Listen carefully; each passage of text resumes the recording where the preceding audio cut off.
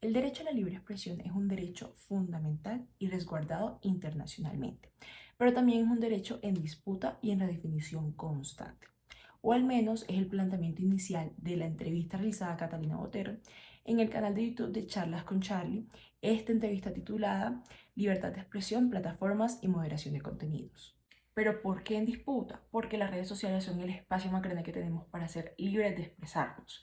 Así como tiene sus grandes virtudes, también tiene sus grandes riesgos, especialmente en términos de cómo se modera el contenido y quién decide qué es aceptable y qué no. Sin embargo, hay que tener en cuenta que estas plataformas son gestionadas por empresas privadas que tienen sus propias políticas y algoritmos para moderar el contenido.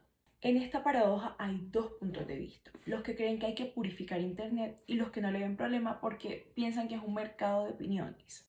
Para esto, Catalina sostiene que hay que poner orden y hay que encontrar un camino intermedio, y que dicha moderación debe ser guiada y vista desde el derecho internacional de los derechos humanos. Y si bien se amplifican muchas veces contenidos sin ser moderados, no se puede pedir al 100% justicia a las plataformas, sino exigir una moderación más razonable donde haya intervención humana y no solo algorítmica. Ahora, a lo largo de la entrevista se establecen varios puntos que pueden servir para proteger el derecho a la libertad de expresión. El primero de ellos es la transparencia, que es garantizar que las personas conozcan claramente todas las reglas para evitar malentendidos. Segundo, que los procesos de moderación de contenido estén entrenados para que se apliquen adecuadamente. Tercero, que la aplicación de esas reglas estén direccionadas o influenciadas por el derecho internacional de los derechos humanos. Y cuarto, que haya un debido proceso que establezca un orden. Sin embargo, existe un cuestionamiento de si hay otra forma de moderar contenidos que no sea simplemente silenciar.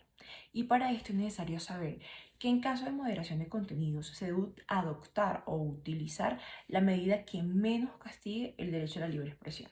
Por ejemplo, en vez de silenciar, disminuir su ampliación en las plataformas digitales y por ende su impacto. Y a partir de esto nace otra pregunta y es ¿cuándo un contenido representa un riesgo? Y para esto Catalina responde dos cosas. Primero, cuando el emisor es influyente, cuando es una persona famosa, reconocida o que de cierto modo puede llevar a accionar a gran cantidad de personas. Y segundo, cuando no necesariamente es una persona influenciable, sin embargo hay cierto tipo o cantidad de contenidos iguales que se está esparciendo en multitud, ya sean bots o no, y esto representa que un mensaje se masifique. Y solo para aclarar, el Estado no puede prohibirme que yo insulte a alguien. Puede haber una sanción social, sí, claro, pero si me prohíbe estaría vulnerando mi derecho a la libre expresión. Caso diferente a las empresas privadas que tienen que estar en la tarea de identificar contenidos que ya sea contengan discursos de odio, inciten la desinformación. Para esto se habla en la entrevista de que Meta, por ejemplo, tiene listas de términos, de palabras que son insultantes, como por ejemplo la palabra marica.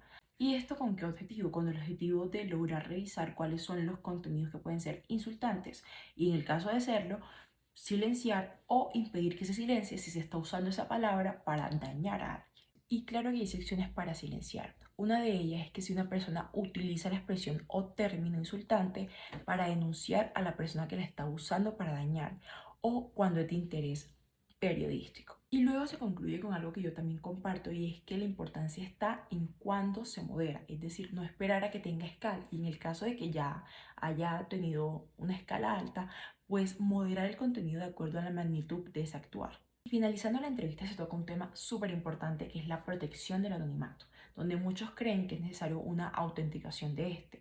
Sin embargo, yo comparto la idea de que la información anónima es clave para que la gente se defienda, denuncie, se revele. Y es que si para contrarrestar la desinformación, los discursos de odio y los términos insultantes pedimos autenticación, estamos de cierto modo silenciando el único canal de expresión que tienen personas que, por ejemplo, viven en países antidemocráticos para explicar y exponer lo que les pasa. Entendiendo los límites de la moderación de contenido, de cierto modo comparto algo súper importante y es que para detectar los contenidos falsificados con la inteligencia artificial, por ejemplo, que son difíciles de detectar, se necesita un proceso de moderación de contenido mucho más sofisticado y sobre todo no sesgar ese proceso de moderación.